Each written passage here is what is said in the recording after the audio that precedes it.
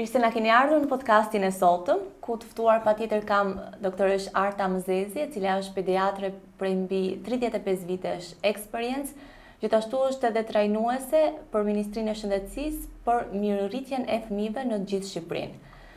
Sot kemi përzgjedhur një temë jo pak të diskutuar, meqense dhe rastet janë shtuar, është tema e autizmit. Gjithashtu do flasim edhe për fëmijët, por si ndikon edhe prindërit ose si ndikojnë prindërit në mirëritjen e tyre. Doktoresha, përshëndetje. Përshëndetje, mirë se më erdhe sërish. Besoj temat tona tashmë janë bërë më së të dëgjuara, gjithashtu edhe nga ana juaj. Atëherë pa humbur kohë, unë do të nis direkt me pyetjen, çfarë është autizmi, që ta shpjegojmë sa më mirë në mënyrën shkencore. Autizmi, si quhet edhe në gjuhën shkencore, është çrregullim i spektrit autik. Nuk është sëmundje, por është një çrregullim neurologjik që manifestohet me një spektër të gjerë shenjash që ndahen në 3 grupe kryesore. Dhe fëmijët që janë të prekur nga autizmi ose nga spektri autik përfshin disa fusha të jetës së tyre, siç janë komunikimi me të tjerët, sjelljet interaktive, domethënë e kanë të vështirë të krijojnë sjellje, komunikim me njerëz të tjerë, dhe tjetra është lëvizje të përsëritura në formë rituali të përditshme, të shpeshta, edhe në të njëjtën mënyrë. Gjithashtu mungesë interesi për ambientin përreth edhe për njerëzit e tjerë që mund të jenë aty. Tash secila nga këto pika përfshin në vetvete një numër të madh shenjash. Tash nëse doni unë mund të them një nga një. Unë në fakt do të pyesja, ishte pyetja e radhës, që cilat janë shenjat e autizmit dhe do të pyesja madje edhe për moshën. Në çfarë moshe mund ta kuptojmë që fëmia është autik? Deri tani thuaj që mund të kuptohet fëmia mbas 1 vjeç, 2 vjeç, deri në 3 vjeç duhet patjetër, domethënë të diagnostikohet. Por studimet e kohëve të fundit kanë treguar se edhe fëmijën sapo lindur mund ta kuptosh nga 2 shenja kryesore që nuk mund të vendosësh diagnozën, është e sigurt, por që të paktën duhet nëna ta mbajë në observacion, në vëzhgim të përhershëm. Duhet të dini një gjë që autizmi fillon tek fëmia që në barkun e nënës, kur është pra në jetën intrauterine. Sepse është zbuluar se deri tani nuk kishte një shkak, edhe akoma nuk ka një shkak të mirë përcaktuar që pse ndodh ky çrregullim, por është vërtetuar që ka edhe një problem gjenetik. Janë disa qindra gene që kanë një ndryshim ato. Në qoftë se fëmijët kemi thënë që autizmi është një spektër me një numër të madh shenjash, një gjë këto e kanë të përbashkët, ndryshimin e këtyre geneve që janë të çrregullta në krahasim me njerëzit normal, me fëmijët e tjerë normal. Pra, ky fillon që para lindjes. Në lindje pastaj, çfarë ndodh që në javët e para, në qoftë se fëmia nuk vendos kontakt me sy me nënën, ose vendos për një kohë shumë të shkurtër, ky fëmijë duhet mbajtur në observacion. Sepse mund të jetë edhe natyra e fëmijës që janë çik kështu si të ngrysur, thot populli, ngjan ndonjë prindi dhe mund kur të rritet të jetë e ka tipin të tillë, mund të jetë shumë i mirë, por është në çik ka pamjen kështu si të ngrysur dhe ai mezi e vendos. Por është edhe një shenjë tjetër që nëna duhet ta kuptojë, për shembull që fëmia nuk qesh. Fëmijët e vegjël kanë zakon imitojnë, qeshin, bëjnë me nënën që në javët e para, ai nuk qesh. Do me thënë ka mungesë të kontaktit me sy edhe nuk qesh. Në qoftë se marrim një fëmijë të vogël, për shembull nënat që kanë lindur tani mund ta bëjnë këtë provën, e merr fëmijën e vogël e vendos në krevat dhe çfarë bën? I rri sipër edhe mundohet të lëvizë gishtat ose të nxjerrë gjuhën ta çoj nga majta në të djathtë. Dhe fëmia mundohet ta imitojë. Dhe nëse sa arrin, do përpiqet që ta imitojë, por zakonisht e arrin këtë, që në javët e para. Në qoftë se ai nuk e bën këtë imitimin, nëna duhet të nguli këmbë ta shikojë edhe në vazhdim se si do jetë, domethënë janë fëmijë që duhet të përqendrohesh. Tashti, domethënë që fillon që në barkun e nënës dhe shenjat që nëna duhet i din, po nuk i din, janë këto. Por diagnoza vjet vetëm me observim, do me thënë duke e parë fëmijën se si për një farë do heci për një farë kohe. ky fëmijë, për shembull, manifeston që në fillim, në vitin, mirë është të diagnostikohen sa më shpejt, që të ndërhyet sa më shpejt, dhe do flasim më vonë pastaj çfarë duhet bëjmë. Ky fëmijë duhet të mbahet në observacion, në qoftë se ka disa sjellje të çuditshme për nënën. Domethënë ajo e kupton që nuk janë sjellje normale për fëmijën, që rri mbyllur, nëna i flet, ai nuk e kthen kokën, bën sikur nuk dëgjon, edhe të gjitha këto janë shenja që duhet i tërheqin vëmendje nënës edhe ta ketë. Në qoftë se i ka shumë të theksuara, pastaj duhet ta çojë tek një mjek, tek pediatri në fillim, edhe pastaj pediatri do ta rekomandojë në mjek të specializuar. Atëherë po përmend disa shenja që janë kryesoret. Thamë në fillim që këto janë të ndara në 3 grupe kryesore, e para është ajo çrregullimi i komunikimit. Pra e thamë që një nga këto shenjat e komunikimit është kontakti me sy, që nuk të shikojnë në sy. Tjetër është që nuk kthejnë kokën, nuk janë të interesuar fare për ambientin përreth, po nuk e kthejnë. Nëna i flet dhe asaj duket sikur fëmia ka mungesë të dëgjimit. Probleme dëgjimit dhe duhet patjetër ta çojë edhe këtë ta vizitojë. Nëse s'ka probleme dëgjimin, duhet të kuptojë që fëmia mund të ketë një problem tjetër dhe duhet të marrë masa. Duhet të konsultohet për këtë. Këto fëmijë pastaj, ajo që është më kryesorja për komunikimin është fjala. Këto flasin me vonesë. Dhe ndonjëherë fjala nuk ju vjen kurrë. Domethënë kanë mungesë të komunikimit me fjalë, por kanë mungesë të komunikimit edhe me shenja. Ju mungon ajo njerëzit, për shembull, edhe kur flasin që bëjnë shenja me duar, por edhe kur nuk flasin, po të bësh një shenjë për shembull jo, ose po të tundësh kokën, ose tregon me gisht ato nuk i kuptojnë këto shenja. Nuk i kuptojnë edhe asnjëherë nuk mundohen, domethënë që t'i mësojnë, sepse nuk e mësojnë dot. Një shenjë tjetër e komunikimit është që nuk arrin të vendosin dialog. Nuk arrin të formojnë një fjali, të thonë atë fjalinë, të nisin një fjali nga fillimi. Ose, për shembull, në qoftë se janë me një grup shokësh, nuk arrin të ndjekin bisedën që bëhet midis tyre. Këto janë disa nga ato shenjat kryesore të komunikimit, domethënë që fëmijët kanë çrregullime dhe nëna duhet i dinë. Janë edhe të tjera, po janë më specifike, këto janë ato më kryesore që nëna duhet që nuk vendos kontakt me sy, që nuk qesh, nuk komunikon, domethënë flet me vonesë ose po shkoj më shumë nuk flet fare, pra janë disa shenja që janë kryesore që nëna duhet i shohë. Ndërsa, çrregullimet e sjelljes janë... Kjo është më e dukshme. Është më e dukshme. Këto duket sepse janë fëmijë, në shumicën e rasteve, po ti pyesësh prindërit, thotë janë në botën e tyre. Janë si të mbyllur në vetvete. Edhe duan të shohin vetëm atë gjën e tyre, nuk kanë interes çfarë bëhet, ngjitur me ta. Fare. Edhe kur i flet nuk e kthejnë kokën, duke sikur nuk jetojnë ato, janë në një botë tjetër. Dhe kjo është shumë e rëndësishme për të parë. Tjetër, nuk arrin dot të krijojnë marrëdhënie me shok. Edhe nuk duan, prandaj nga që nuk arrin të krijojnë këto marrëdhënie, ju intereson më shumë të rinë vetëm se sa të merren. Edhe të luajnë sidomos me lodra që kanë një kështu përsëritje, ritëm përsëritje, për shembull është një makinë që bën xhiro asaj, ato i pëlqejnë. Po. E kuptoj. Kanë disa sjellje rituale të përsëritura. Për shembull, shohin një film. Atë filmin mund ta shohin disa herë në ditë, përqendrohen derisa të mbarojë sepse i pëlqen. Ose bëjnë një veprim që shkojnë nga një cep i dhomës në tjetrën me vrap, këtë e bëjnë kështu vazhdimisht në mënyrë të përsëritur. Kanë ato sjelljet lëkundse që ulen në divan ose në karike edhe fillojnë pastaj tunden. Një para mbrapa pa pushim dhe nëna nuk duhet ta pengojë që ta bëjë këtë lëvizje sepse nuk varet nga ai. Kanë nga njerë sjellje të dhunshme. Edhe janë pak të agravuar ose acarohen shpejt. Acarohen shpejt, në qoftë se kërkojnë diçka, e duan në moment. E duan në moment dhe po si aplotësove, ato acarojnë. Ndonjëherë janë agresiv edhe i qellojnë nënës ose një personi tjetër që është aty, po ndonjëherë dëmtojnë edhe veten. Qellojnë veten e tyre.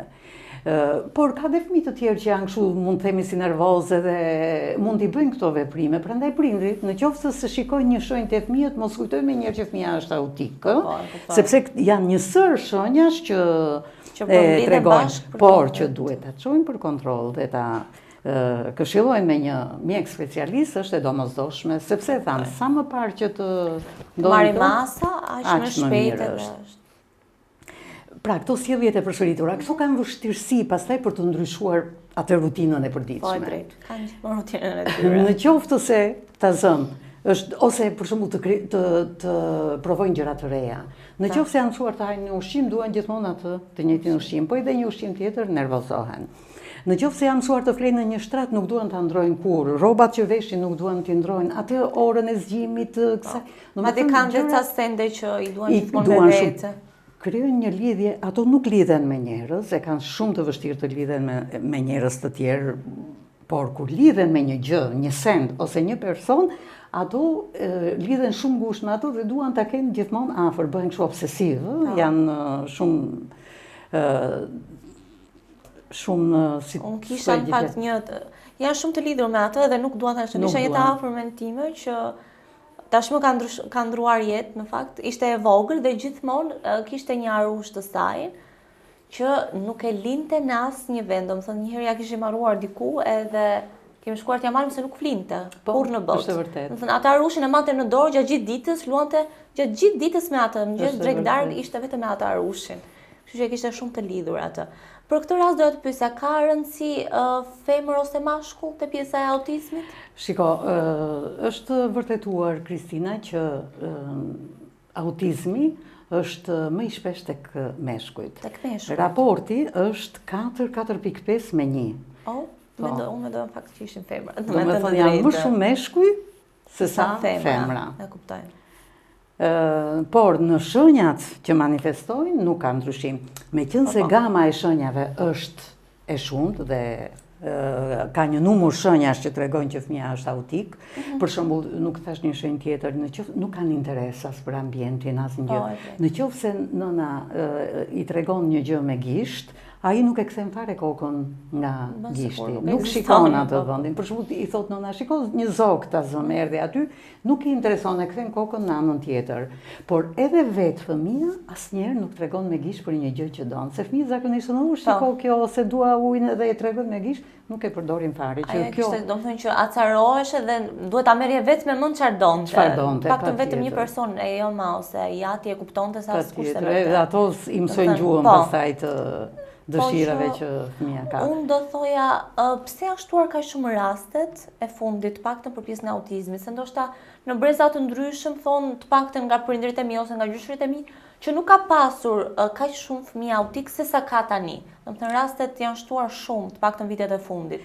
Ka të bëjë stili jetesës, ka të bëjë ushqimi, se ju më thatë që ishte te pjesa gjenetike. Çfarë ka ndryshuar? Do me thënë një shkak që është i përbashkët për të gjithë është pjesa gjenetike. Dhe jo, Kristanda, këto autorët që merren me studimin e autizmit, mendojnë që shkaqet për autizmin akoma nuk dihen tamam, është ky shkaku genetik që ky është i vërtetuar, por janë një sër shkak që përderisa nuk dihet shkaku, nuk mund të parandalohet. Por janë një sër shkaqesh që e favorizojnë këtë. Dhe kush janë shkaqet që e favorizojnë shkaqen e autizmit?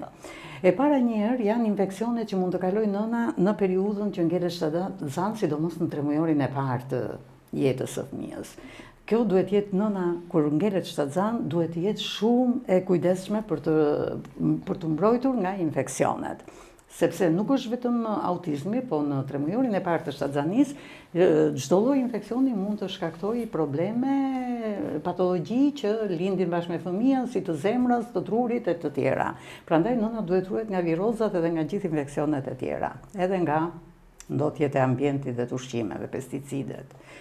Një shkak tjetër që e favorizon, por që është parë, do me thënë tek nënat që kanë lindur fëmijë autik, është mungesa e vitaminës D. Vitamina D luan një rol shumë të rëndësishëm për zvoglimin e rasteve të autizmit. Pra, nënat, në qoftë se planifikojnë që të ngelin shtatzan, duan të bëjnë një fëmijë, mirë është i bëjnë edhe këto kontrolle, të shikojnë vitaminën do sa e kanë, edhe acidi folik është shumë i rëndësishëm. Dhe acidi folik duhet marrë edhe gjatë shtatzanisë edhe mbrapa.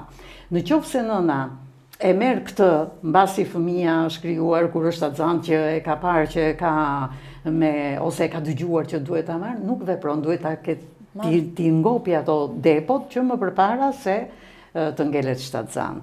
E kuptoj. Tham pra acidi folik, janë këto ndotjet e ambientit, sidomos në këto të makinave, ato ajri, nga ndotja e makinave, qytetet e mdhaja e të gjitha këto. Janë ushqimet që marrin, me shumë pesticide që këto janë shumë të dëmshme, janë disa metale të rënda që akuzohen pra këto gjërat e ambientit rrethus. Por pastaj janë disa gjëra të tjera që trashëgohet më shumë nga babai. Jo më shumë, po trashëgohet nga babai.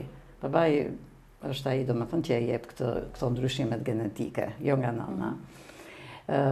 Pastaj janë edhe këto Kristina, në qoftë se fëmia lind për shembull me një patologji të trurit, me një prapambetje mendore, kjo mund të shoqërohet pastaj edhe me shenja të autizmit, pra kjo është nga vetë fëmia.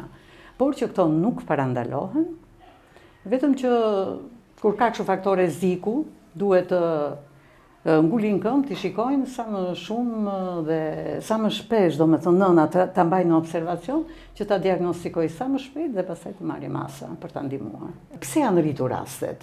E para mjekët studiusit që merren me këtë problem thonë që është rritur diagnostikimi, sepse mjekët edhe specialistët tani dinë më shumë për autizmin, janë më të specializuar për të diagnostikuar më shpejt. Nga njëherë edhe prindrit kanë lexuar, kanë dëgjuar, edhe diagnostikojnë e çojnë më shpejt tek mjeku. Dhe tjetër është edhe këto diagnostikat, për shembull imazheria, testet gjenetike, këto kanë përparuar shkenca. Edhe i përcaktojnë. Teknologjia është përmirësuar dhe e përcaktojnë më shpejto. Dhe sa më shpejta diagnostikosh fëmijën, aq më mirë është. Doktoresha, doja të pyesja për shembull për fëmijët që kanë ndoshta sjellje pak të çuditshme ose kanë vonesa në të folur. A ka raste që mund të mos jenë autik, domethënë si mund ta kuptojmë ne që ata nuk janë autik? Është e vërtet kjo, Kristina, që ndonjëherë ka fëmijë që flasin me vonesë dhe nuk kanë probleme të autizmit. Autizmi e folura, e vonuar, ose kur nuk flet fare, është një nga shenjat e autizmit, se nuk është e vetmja shenja, asnjëherë nuk vjen diagnoza vetëm me një shenjë. Është një spektër, është një gamë gjërë shenjash. Kështu që duhet të jetë kjo e shoqëruar me disa shenja të tjera që të vendoset diagnoza. Duhet të dini një gjë, Kristina, që fëmia, për shembull, në moshën 1 vjeç duhet të thotë një fjali me 2 fjalë, për shembull. Në moshën 2 vjeç duhet të di 50 fjalë. Edhe në 3 vjeç duhet të thotë fjali të komunikojë shumë mirë. Mirë po, jo të gjithë fëmijët e bëjnë këtë spektër. Disa flasin më vonë, disa flasin më shpejto, disa ecin më shpejt, disa më vonë, domethënë ka hapësira. Por në qoftë se një fëmijë deri në moshën 3 vjeç nuk ka folur fare, duhet patjetër të kontrollohet. Më përpara duhet kontrollohet 18 muajsh, po deri në 1 vjeç. Në qoftë se autizmi zbulohet deri në moshën 6 vjeç, në moshën në të cilën presupozohet që fëmia truri është formuar dhe është zhvilluar dhe nuk mund të ndërhysh për të ndryshuar gjëra, atëherë ke edhe dhe rezultate, përmirësime, se autizmi është një sëmundje që nuk shërohet, të shoqëron gjithë jetën, por ka përmirësime në qoftë se punohet me këmbgulje edhe nga prindi edhe nga mjeku. Ndërsa në qoftë se e zbulon me vonesë, pastaj është shumë e vështirë. Unë do të them një rasti, Kristina. Kisha një fëmijë që e një është një rast juaj personal. Po ky që është me të folurën, po përmend. Praktik i punës. Vinte nëna shumë e shqetësuar, nuk thot asnjë fjalë, nuk thot asnjë fjalë, edhe ato prindrit janë të njohur. E vizituam, u konstatua që kishte probleme të sjelljes. Flas për 20 vjet përpara që akoma nuk ishte hyrë tamam kjo e autizmit. Edhe deri në 7 vjeç, fëmia po bënte 7 vjeç që duhet të fillonte shkollën dhe nuk kishte folur. Atëherë prindrit, siç e thamë më përpara, ato janë të lidhur shumë pas disa gjërave ose edhe pas disa ushqimeve. Prindrit shkojnë në verë nga jugu, po jugu atëre nuk ishte si që është tani, s'kishte as dyqanë ndoshta në ato fshatrat e jugut, edhe shkojnë atje. Ai donte këto patatina t'i pëlqente shumë, edhe i donte me çdo kusht. Po ishin ca patatina me qese të kuqe, dhe në ato specifike. I lidin të tjera nuk donte vetëm ato. Edhe ai qante, i donte me çdo kusht, këto s'kishin mundësi që t'i gjenin. E si përfundim merreshin atë e gënjenin me gjëra të tjera. Një ditë, në breg të detit, vinte një djalë nga këto që shesin aty tek rërat e plazhi. Edhe ky dallon qesen e kuqe nga larg, edhe i thret mami patatinat me fjali të plot, edhe me, domethënë s'kishte thënë asnjë belbëzim, asnjë fjalë deri në moshën 7 vjeç, dhe në 7 vjeç pastaj filloi të komunikonte sikur s'kishte ndodhur asnjë gjë, domethënë me fjalët e plota, sa i dëgjonte, i fiksonte, por nuk i shprehte. Prandaj asnjëherë mos e humbin shpresën prindrit se mund të ndodhi, po duhet një motiv i fuqishëm, domethënë që të shpërthejnë këtë. E drejtë. Meqense jemi te prindrit si duhet i trajtojnë fëmijët që janë me autizëm ose dhe si duhet të sillen kundrejt tyre? Se kam dëgjuar që ndonjëherë, për shembull, janë shumë protektiv në disa raste, ndoshta nuk i lën fare që të rinë bashkë me fëmijët e tjerë, edhe pse ata nuk duan, domethënë janë, po e themi siç thuhet, rëndom në botën e tyre. Edhe pse ata duan të qëndrojnë vetëm ose në hapësirën e tyre, prapë ata nuk i lën, janë shumë protektiv, i mbajnë afër, jo kështu, jo ashtu, gjithsesi domethënë nuk i lën që të socializohen, po them. Si duhet që prindrit të sillen dhe të trajtojnë fëmijët? Se ata në fundit nuk janë ndryshe si qenie. Kështu që Dëgjoj Kristina, të kesh një fëmijë autik në shtëpi është një problem, jo vetëm familjar, por është edhe problem social, është shumë i rëndë. Sepse fëmija autik, autizmi ka disa shkallë, ose ndahet në 3 fazash. Faza e lehtë e autizmit, gjë që ato fëmijë janë edhe bëjnë edhe jetë të pavarur, edhe kur të rriten mund të martohen, mund të krijojnë familjen e tyre, mund të mbarojnë universitetin.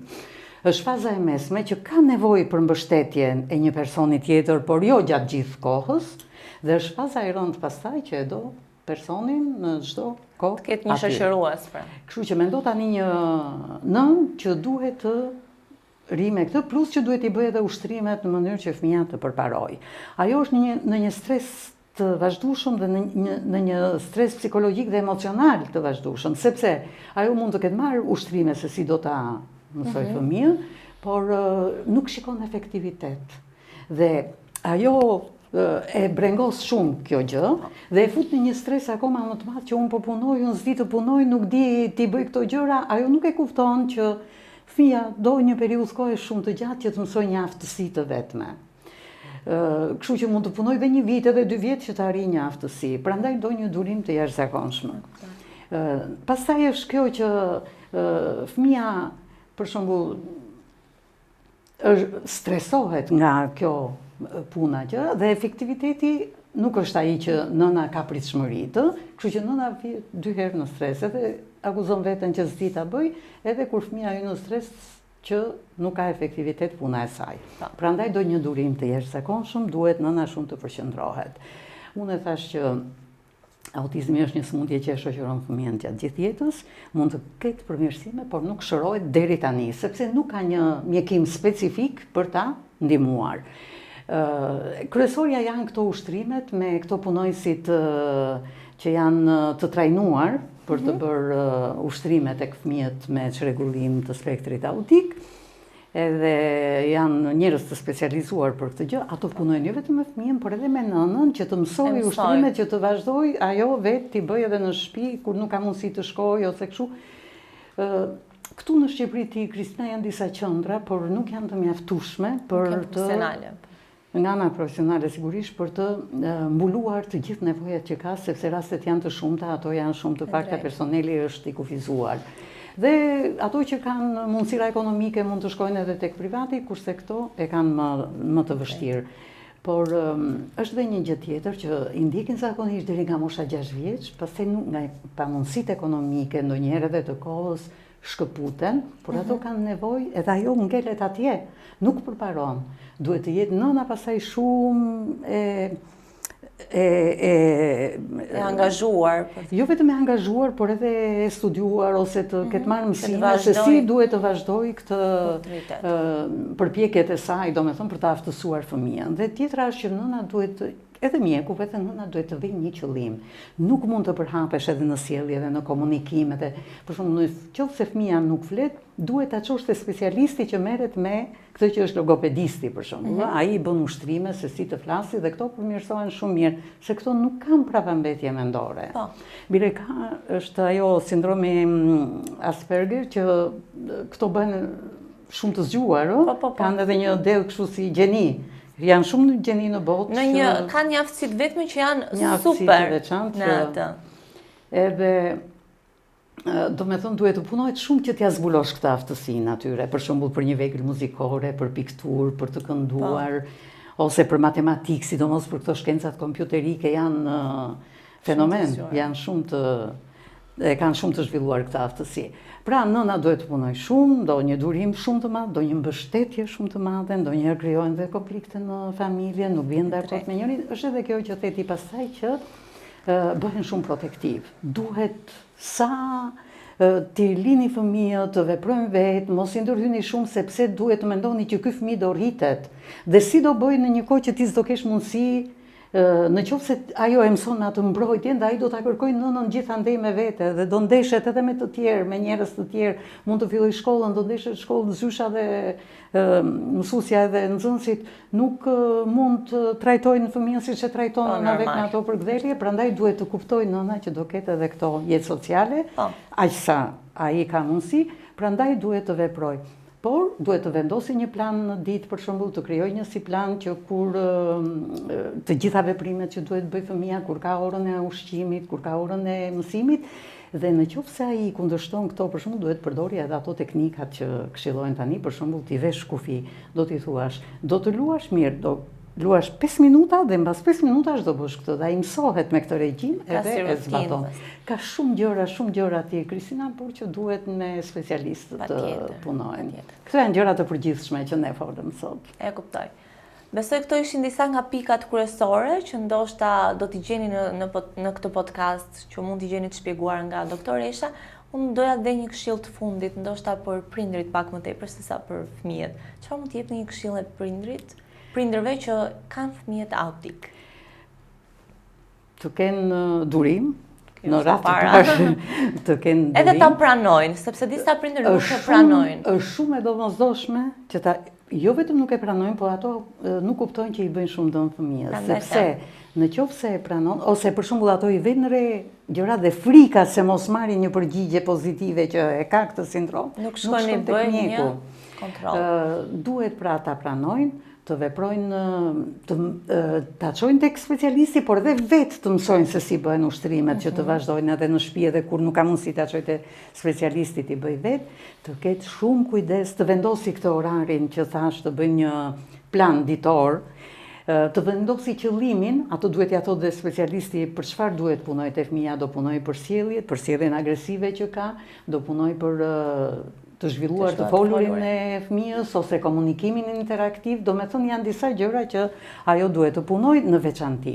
Mos të presi, mos ketë pritshmëri kështu të menjëhershme, sepse thamë që zgjat shumë kohë. Por duhet të dinë një gjë që këto format i lehtë ndoshta edhe të mesme mund të arrijnë të mbarojnë edhe universitetin, bëjnë të aftë për veten e vet, kështu që ka zgjidhje, por sa më shpejt të kapet, ka raste patjetër suksesi.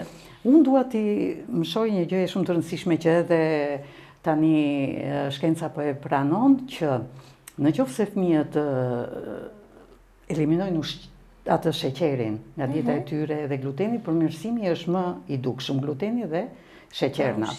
Kështu që mos i mësoni fëmijët me këto gjërat që shiten në supermarkete, me keke, me gjëra kështu të ëmbla, por me zarzavate, me fruta të freskëta, edhe me këto që t'i ndihmoni sa më shumë. Njëkohësisht është edhe vitamina D, siç e thash për nënën, duhet ta marrë edhe fëmia në mënyrë që të ketë duket ato fëmijët që kanë vitaminë D mjaftueshëm përmirësohen më shpejt se fëmijët që u mungon vitamina D.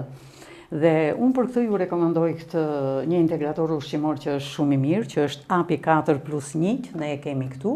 Unë e kam thënë gjithmonë që ky është me bazë mjalti, por ka në përbërje Qumshin e bletës, vajin e peshkut edhe disa bim mjekësore që e ndihmojnë. Por vaji i bëlqisë së peshkut me lucësh këtu ka në përbërjen e tij omega 3 dhe omega 6, që edhe vitamin D që është shumë e rëndësishme për qelizën e trurit të fëmijës, sepse aty ndodh gjithë ky problem. Dhe mund të ndihmojë që ushtrimet që fëmia bën, ato trajnimet që bën të kenë më efektivitet. Në rregull, doktoresha, faleminderit shumë për bisedën e sotme. Shpresoj që dhe ju të keni marrë disa këshilla dhe t'i zbatoni. Gjithashtu do ju lutesha që të na bëni subscribe për të marrë pak më shumë informacione në lidhje me temat e tjera që do të kemi. Dhe një herë shumë faleminderit dhe patjetër do shihemi në podcastet e tjera me tema edhe më interesante. Faleminderit.